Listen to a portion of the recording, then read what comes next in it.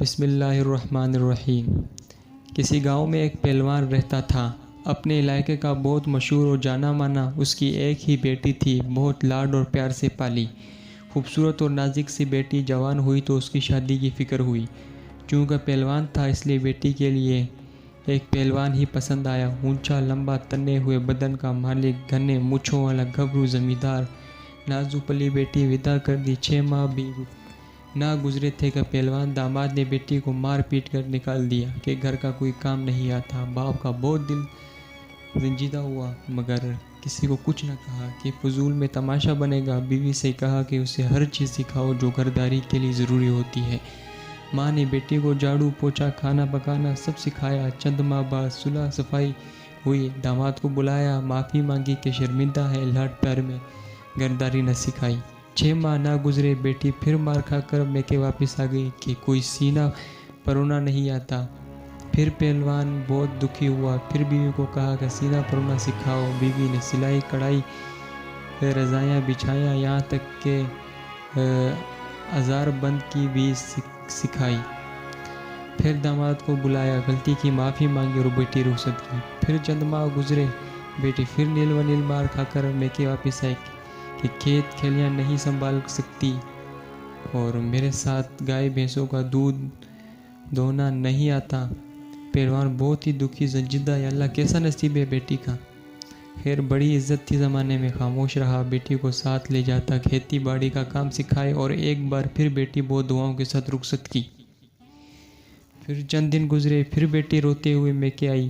پہلوان نے سوال کیا، بیٹی اب کیا ماجرا ہوا؟ کہنے لگی، میرا شوہر کہتا ہے آٹا گوندتے ہوئے ہلتی بہت ہے۔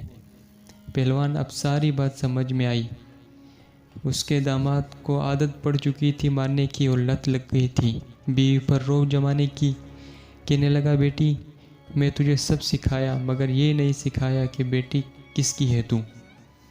بیٹی حیران ہو گئی مگر کچھ نہ سمجھی۔ چند دن بعد داماد پہلوان کو احساس ہوا کہ بہت عرصہ گزرا، نہ سسر معافی مانگنے آیا نہ بیٹی واپس بھیجی۔ خیر خبر لینے سسرال کے گھر گیا۔ سسر نے دروازے پر روک لیا اور کہا، انہی پیروں پہ واپس چلا جا، آج کی تاریخ یاد رکھ رہے اور پورے 2 سال بعد آنا اور آ کر بیوی کو لے جانا۔ اگر اس سے پہلے مجھے تو یہاں نظر آئے تو ٹانگیں توڑوا کر واپس بھیج دوں گا۔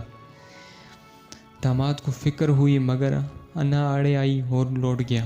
دن گزرتے رہے، پہلوان بیٹی کو منہ اندھیرے کھیتوں میں لے جاتا اور سورج نکلتے پھر گھر بھیجتا۔ بیوی نے بارہا پوچھا مگر یہ راز نہ کھلا۔